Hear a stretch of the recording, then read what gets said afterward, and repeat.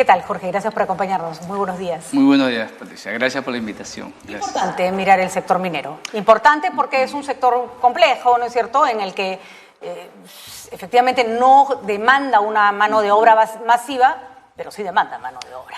¿Cuál es la realidad que han encontrado, la más importante en el estudio? Quisiera destacar tres cositas rápidamente. La primera es que es el sector con mejor productividad laboral, ¿no? En promedio, un trabajador minero de la minería formal casi produce igual que un trabajador chileno, ¿no? Recuerden que la productividad laboral, lamentablemente, de un chileno es el doble que la de un peruano, ¿no? Por productividad laboral entendemos lo que uno trabaja y cuándo redunda eso en la ganancia, ¿no es cierto? Del país, del PBI, ¿no? Entonces, como que en Chile hay menos trabajadores y más PBI, más producción.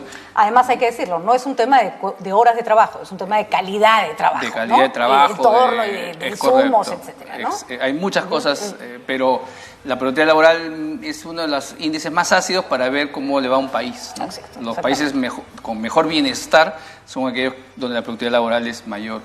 Lo segundo es la retribución. Son los trabajadores de la minería formal los mejores pagados en el país hoy día, ¿no? Es conjuntamente con la manufactura los dos motores del país, y en exportación es el que mejor produce, ¿no? Es el que mejor dividendos deja al país, ¿no? Y estamos hablando de básicamente extracción o tenemos, por ejemplo, alguna comparación con aquellos minerales que salen por lo menos con algún tipo de producto agregado. Centralmente es producción, ¿no? Tanto en la minería de tajo abierto, ¿no?, que se llama la gran minería, como la minería de socavón, que es de túneles, ¿no?, la que se llama mediana minería. Ambos centralmente son de exportación de materia prima, ¿no? Y además, tú no me vas a permitir mentir, Jorge, tenemos una legislación laboral que protege al trabajador minero, con razón, además, porque es un trabajo complicado, ¿no? Es correcto. Es uno de los trabajos más retantes, porque usualmente es fuera de las zonas urbanas, ¿no? Cuando es en socavón, además, es más complicado, ¿no? Recuerden que se jubila desde los 45 así años. Normalmente la jubilación es de los 65. En este caso, uno se puede jubilar, la mayoría no se jubila, la verdad, tan pronto, porque se acostumbra a un régimen de 14/7, que es el promedio en el sector minero, 14 días en la mina y 7 días en casa, pero además por las utilidades laborales, ¿no? En promedio, un trabajador minero puede recibir de 4 a 6 utilidades laborales. Y además, en términos de condiciones de trabajo, ninguna minera formal se corre el riesgo de poner a su gente como los vemos en minería informal, ¿no? Sin la inventaria apropiada y además con toda la protección que se requiere, ¿no? Es una actividad de riesgo, ¿no?, como construcción civil, por ejemplo, pero a su vez es uno de los sectores más regulados en seguridad y salud, ¿no? A mí me da risa y rabia y pena y todo cuando vamos por la carretera y vemos que va una carga minera, ¿no? Y va el chofer, la carga, el camión de adelante, el camión de atrás, el otro, y dice carga peligrosa, y después te pasa un camión a 1000 por hora llevando cosas también peligrosas, sí, sin que haya ninguna protección, ¿no? Es correcto, ¿no? Es la convivencia lamentable en el país entre lo formal y lo informal, ¿no? Ahora, tiene sus bemoles la minería. Primero, no es extensiva en mano de obra por el tipo de industria. Y lo segundo que he visto en el informe, que me parece complicado y terrible, es que más del 60% de los entrevistados, que son gerentes que manejan, por supuesto, cantidad de recursos humanos, señalan tener dificultades para encontrar gente calificada y que incluso tienen que traer trabajadores de otras zonas. Esa divergencia entre nuestra producción de profesionales y nuestras necesidades laborales, ¿por qué? Es interesante, ¿no? Este es un estudio interdisciplinario, efectivamente, del estudio, y que, claro, en el sector minero hay tres tipos de trabajadores, ¿no? Los administrativos, que algunos laboran en la ciudad y otros en la unidad minera, los jefes, los gerentes, y los técnicos operarios. Este último grupo es donde más brecha existe, ¿no? Se tiene que trabajar efectivamente buscando trabajadores de otras zonas, de otros lugares alejados, y además el periodo de inducción y calificación es muy fuerte, porque no existe. Hay una oportunidad grande aquí, por ejemplo, no hay un Senati minero, ¿no? Y ni siquiera hay porque el SENATI podría además contribuir con los profesionales que ya tiene a algunos sectores de la minería. Es correcto. Pero no está en las zonas donde hay, deberían estar en las zonas donde hay inversión minera, ¿no? Y no necesariamente son calificados inmediatamente para operar como perforista minero, por ejemplo, ¿no? Porque al final el mercado primero natural del SENATI es la industria, ¿no? La industria. Entonces, en minería no existe eso y normalmente hay mucha escuela, mucha inducción. Inclusive hay mineras que traen desde afuera trabajadores al inicio para enseñar a los peruanos, ¿no? Increíble. ¿Y por qué? Porque además esto tendría que estar promovido, a mí me parece que sería un buen negocio, pero en fin, pues tendría que estar promovido desde el Estado, porque es al Estado al que le toca no seguir ofreciendo carreras de derecho, ¿no es cierto?, sino ofrecer carreras que su mercado laboral necesita. Exacto, ¿no? En vez de estar creando universidades con títulos, etcétera.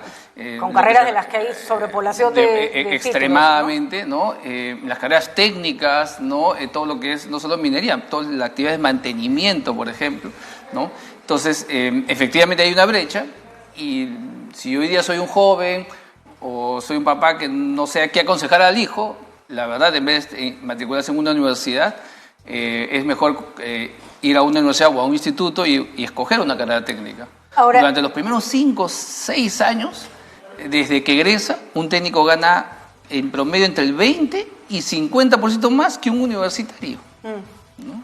Y ahora, pero sí siento, Jorge, a ver si es mi impresión, porque esto es netamente intuitivo. Cuando yo estuve en la universidad, que había mucho menos universidades, disculpen la vejez, eran poquísimas las universidades. Había que postular y primera, segunda, tercera opción. Exacto, ¿no? 20-1, ¿no? Íbamos a ver el examen de ingreso todos aterrados. Además, a eso sumémosle que las universidades nacionales tenían problemas por la época del sendero. Era el negocio de las academias preuniversitarias. Así es. Cuando se liberaliza la educación aparecen muchas universidades, ya hemos visto muchas de pésima calidad. Y en la época en que yo estudiaba, los estudios técnicos sí estaban valorados. Y de pronto sea como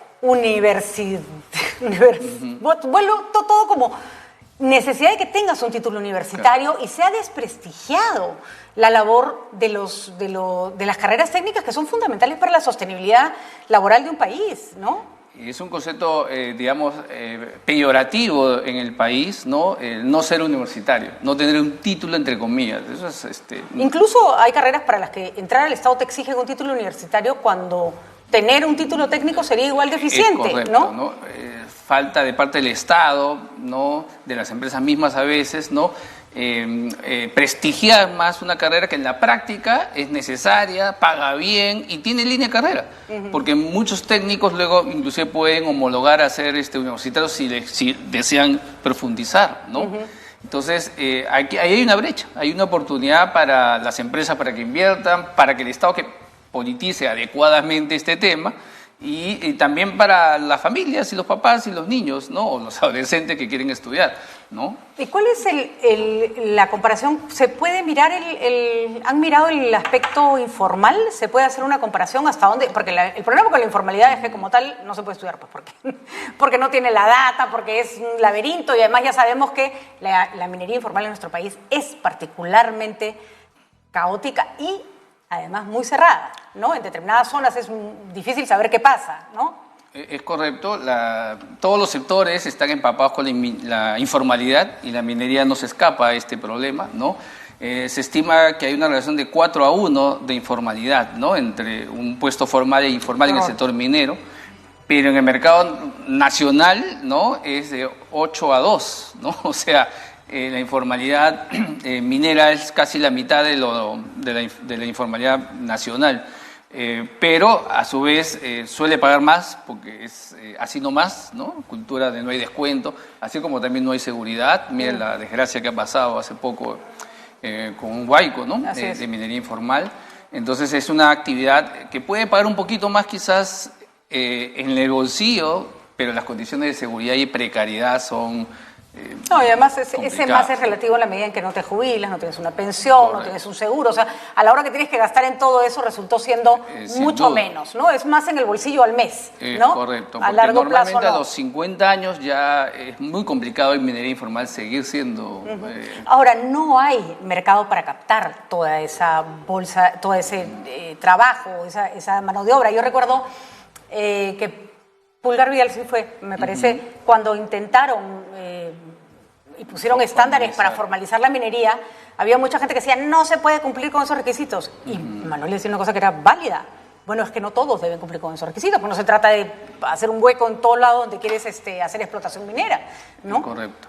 Mucho importa, creo, cultura, ¿no? O sea, cuán importante para nosotros es tener seguro.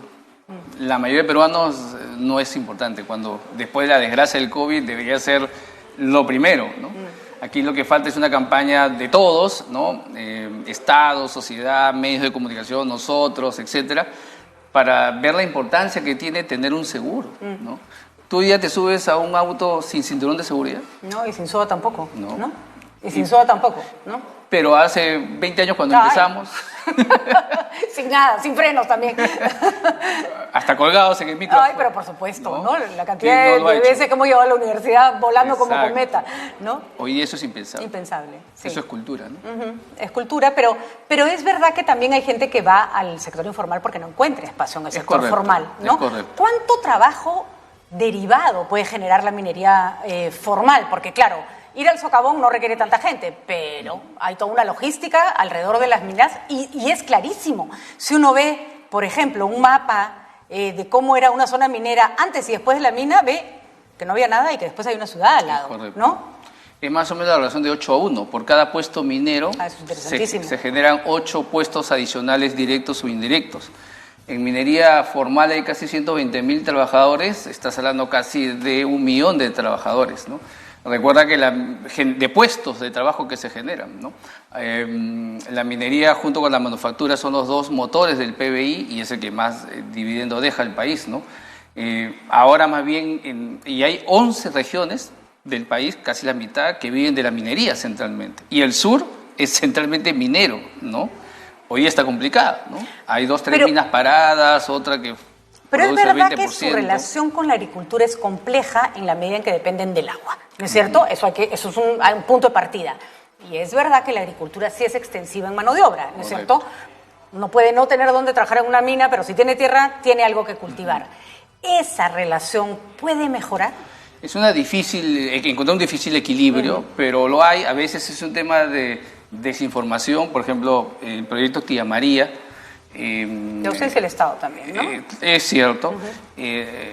Los agricultores se quejaban del agua, pero todo el agua provenía del mar, ¿no? De la que iba a usar Tía María, ¿no? Entonces a veces hay desconocimiento, ¿no? A veces también hay algunas minas ilegales o legales que contaminan ¿no? Y a veces hay que decir, los ríos contaminados porque al bajar de un yacimiento minero, aunque no lo explotes, viene cargado de minerales, correcto, ¿no? Como la mina está allí, ¿no? Entonces, quizás lo que falta un poco, es profundizar más las relaciones que hay entre la gran empresa peruana, no solo minera, con la sociedad. Y ordenamiento territorial, ¿no? Que es un caos todavía, ¿no? Entre las regiones y el gobierno central. Y no saber si la tierra donde estás la pueden concesionar mañana. O sea, hay una serie como de inseguridad fuerte.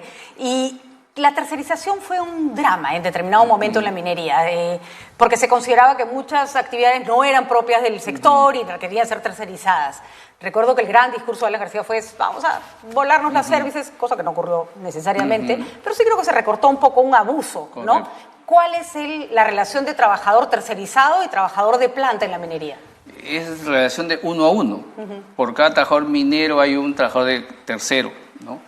Ahora, hay 2 tipos de terceros como casi todo en la vida, o casi todas las cosas. Un tercero bueno y un tercero malo. El tercero bueno es aquel que es especializado, ¿no? Por ejemplo, en la gestión de explosivos es una actividad muy especializada y delicada. De hecho, en el Perú hay 3 o 4 empresas globales que se dedican a esta actividad. Eso tiene que ser tercerizado, porque además la gestión de explosivos requiere autorizaciones, ¿no? Pero también esa es una tercerización que debería seguir subsistiendo, ¿no? Pero también hay tercerizaciones bamba, ¿no? Donde solo te dan mano de obra, ¿no? Ni a veces ni uniforme, entonces la empresa principal te da todo, ¿no? Te da comida, te da el uniforme, te entrevista, te despide, te da órdenes. Y el tercero es disculpe la expresión, un alquiler de trabajadores. Eso debería estar, está proscrito en la ley. Ya, de ahí que es una fila de su trabajo. Ahora, también hay una responsabilidad de la empresa que contrata, porque uno debería exigirle al service, ¿no? Porque finalmente tú le pagas para que el service le pague al trabajador, que tenga a su trabajador en las mejores condiciones, Es ¿no? correcto. No hay mucha cultura en general en el Perú. Mi trabajador lo cuido, lo protejo, lo llevo a las mejores clima laboral. Sin embargo, el tercero gana el mínimo vital, hace horas extras permanentes, no está en planillas, ¿no? Está en la madrugada solo, trabajando. Entonces, hay mucha desigualdad, ¿no? Hay tres tipos de trabajadores en el Perú, si tú quieres, ¿no? El formal y privilegiado, que está en una planilla formal, que le pagan, que su CTS, su gratis, y con suerte ahora en marzo cobra utilidades. Eso es 3,5 millones de trabajadores en el Perú, de 17.